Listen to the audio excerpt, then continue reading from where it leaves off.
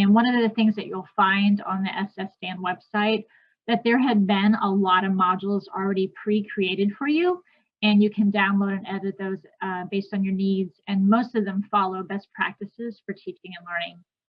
And again, want to give out a plug that one of the reasons why I like SSDAN so much is that there are a lot of already pre-created activities that you can edit for your own needs in your own classes.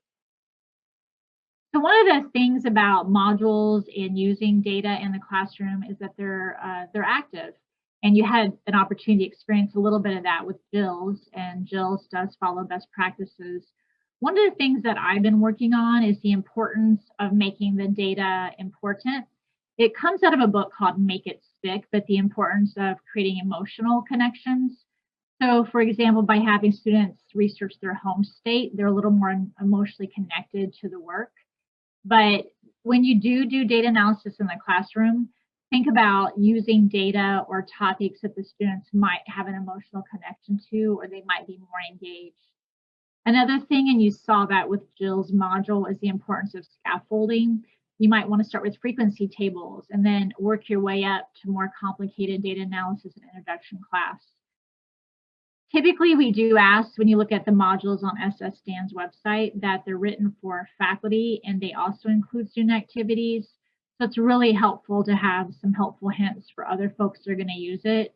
And if you download any of the modules that have already been created on SSDAN, you'll find that there's also faculty advice or faculty hints, and you have an opportunity to hear Jill give some of those in her presentation. And then the final thought, and we tried to attempt to do this in groups today, but the importance of team-based or pair-based modules. We found that students tend to learn better, especially with data analysis, when they're working in pairs or groups, so that they have an opportunity to talk to one another about it. So why does this matter? And I know Esther's going to speak more to this than I, and she does a lot of amazing work in this area on quantitative literacy. But it's important that students learn quantitative reasoning for public debate and social change.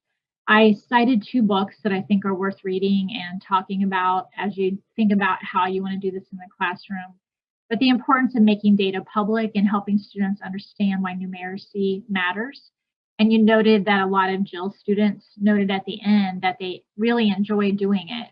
So if we make data analysis fun, interesting, and related to their lives, we find that students enjoy math, and it turns out they enjoy doing data.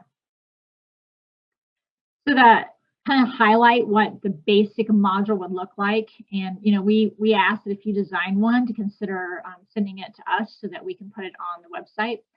But you saw Jill's is best practice. She had learning objectives. She included teaching facilitation notes. And a real important part that we often leave out when we create modules or activities for others is the assessment piece. And Jill talked a little bit about how she assesses for both quantitative literacy, but also confidence. And I know Esther's done a lot of work in this area as well. That part of this is just looking at how we increase confidence levels with students.